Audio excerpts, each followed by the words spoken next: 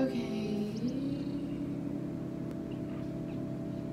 I'm going to try to talk about something that I feel like has been bothering me for literally 4 years. Okay, I wrote a bunch of shit down, but I'm just gonna not think about it and just say what comes to my mind. Right after I graduated, I started to work at a medium-sized startup, and this was my first job out of college. I worked there for 2 years, and then after that I went to a tiny startup, and I worked there for less than a year, 8 months, and then after that I tried to look for another job because I hated that one, and now I'm at Google. So I've been at Google for the last year and a half. I started during the pandemic, June 2020. Now it's December 2021. I wanted to talk about getting fired from my first job out of college at a small medium-sized startup. Okay, so in April 2017, that was when I had started at this startup called Lob. I knew that there were, I think, around 10 engineers when I started, so I was either engineer number 9 or 10. Yeah, the company was maybe 20 to 30 people at the time. I think it had just raised its Series B, if that means anything to anyone. It literally doesn't mean anything to me, but whatever. And I was really excited. I think after graduating college, I was just I don't know, excited to go into the real world, or just excited for a new opportunity and excited to be in San Francisco and working. So I had no worries. I was just if I show up every day and if I try really hard and if I work my best potential, then I'll be fine. Nothing bad could really happen, right? Everyone's gonna respect that, and everyone's gonna respect me for the work that I know that I could do. Little did I know how naive I was, and I also went into it thinking that I could just be friends with everyone, because I knew that at a startup there were less people, so I felt it would be easier to make relationships with people, and I would be less intimidated, and I'd have more confidence in myself, just because, I don't know, less people just means less intimidation, and you're just, I don't know, you're more carefree and you're more able to be yourself. So that was my attitude going in. I would just literally be myself. I would joke around with people. I would try to make friends with people. I was of course trying to get my work done, but I think I didn't have a work self and a outside of work self, or a personal self. I still think that I try to do that because I don't like compartmentalizing work separate from the rest of my life.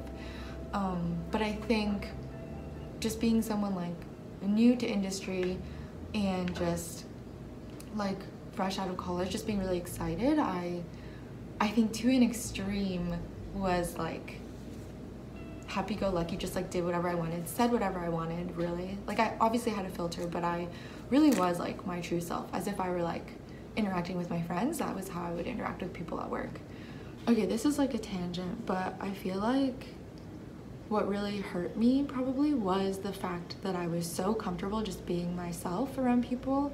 So I think as a result, people just didn't take me seriously. And I think everything in life is about perception. So if somebody sees you at work just having fun and joking around with people and saying whatever on Slack and just making jokes, I think people are naturally just gonna think that you don't know what you're doing, or think that you're not professional when you need to be, or think that you're just incompetent, or they just think you don't know how to be serious and you don't know how to take things seriously and you don't know how to do good work. I truly think that. I truly think that because I was so happy and fun, people didn't think that I was doing good work, and so that I think made a negative first impression and perception of me right from the get-go. And I think first impressions are everything. I really think that. I think once you make a first impression, it's really hard to change that. So I think it's really important to make good first impressions when you start a new job, or meet people for the first time. Anyways, okay, so at the time there was only one manager and no teams. Everyone was just an individual engineer, and I felt he really didn't think that I knew what I was doing at all. So I remember having one-on-one with him where he would be giving me a lecture on how to get myself unstuck. So he would be like, here's like Stack Overflow, Google's a really good resource, there's plenty of books. And I'm like, why the fuck are you telling me this? Like, I already fucking know this shit. I literally went to school, have a computer science degree. Like, what do you think I was doing with my whole life during that? Like, do you think I really just like didn't know how to do this shit? And so I feel like in the past, I never bit my tongue. I would always say what was on my mind. And I was like, okay, maybe this time is the time where I should just like bite my tongue, make a good first impression, just hear what he has to say and be like, okay, I'll work on it and I'll do those things. But in my head, I was like, are you fucking kidding me? Like, I obviously know what Stack Overflow is. You obviously don't need to like teach me these things as if you think I'm like an idiot. But anyways, I went through that conversation and just like really remembered that, and that really stuck with me. I also like got off on the wrong foot with him too, because I started it in April, and then in July I wanted to take vacation, and in my head I was like, is this like a bad thing to do? But I was like, I really want, like, the vacation I wanted to take was like, I either take it or I never take it at all. So I was like, I'm gonna do it. So I told him in May that I was thinking of doing this vacation in July.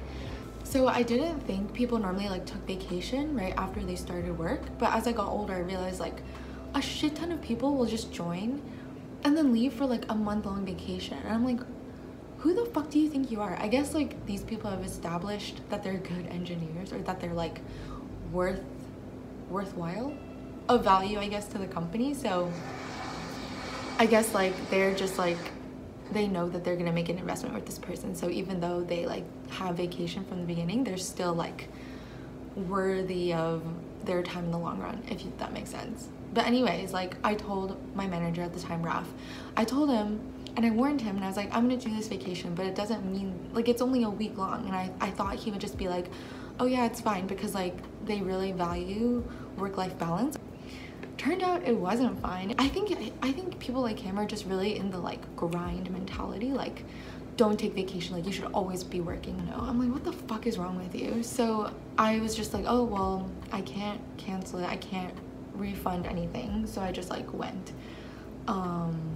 So that was probably, you know, I definitely think that affected his initial perception of me and like everything down the road. I really think that. Okay, so I knew when I first started, I was working on this one project and I was leading it, and I like knew I could do better. And I think I really struggled a lot through this first project. Not to say that I didn't like do well in the end. Like I eventually got a really good like outcome, but I think I had a lot of like struggle through it.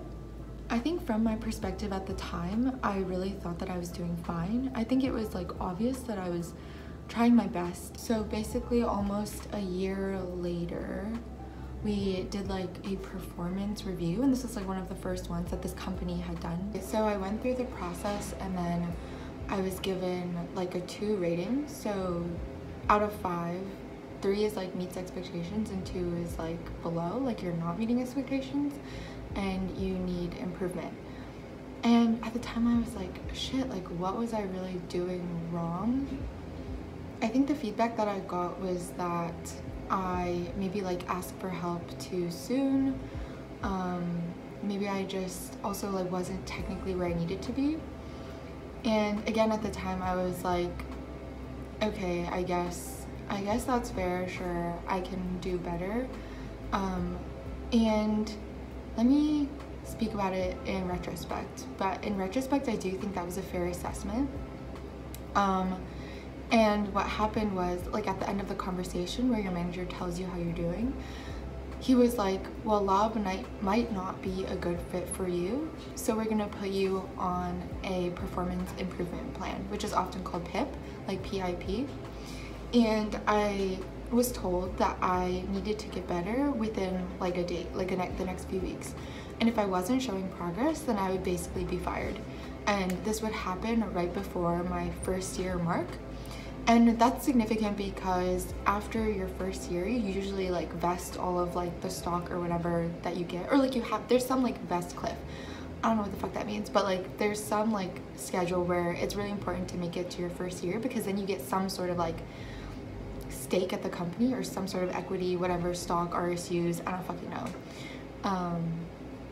I knew that there were times that I would really struggle to like figure things out or like push through and really figure it out on my own. And that was like a quality that I really admired in other people that I knew that were really good engineers, was that no matter what, they could just like push through and eventually like get themselves unstuck. Like they would eventually get through it, or they would eventually solve the problem. But for me, like I never had that confidence, or I would always be like, oh, I don't know, like I'm just gonna ask for help because I don't know. And I feel like if I don't know this time, then hopefully the next time I will know if I just ask for help. Obviously I think there should be a good balance. Like you should try enough, but at the same time, if you're really struggling, then you should just ask for help. I like don't want to tangent into that more. I was put on PIP by Raph. I knew that I didn't suck that much, or like I knew that if I really tried and I worked at it, that I could get better. I just think it was like I wasn't exactly sure what I needed to do to get better. So what I did was really just force myself to like struggle, to just struggle through it and figure things out on my own and really not ask for help.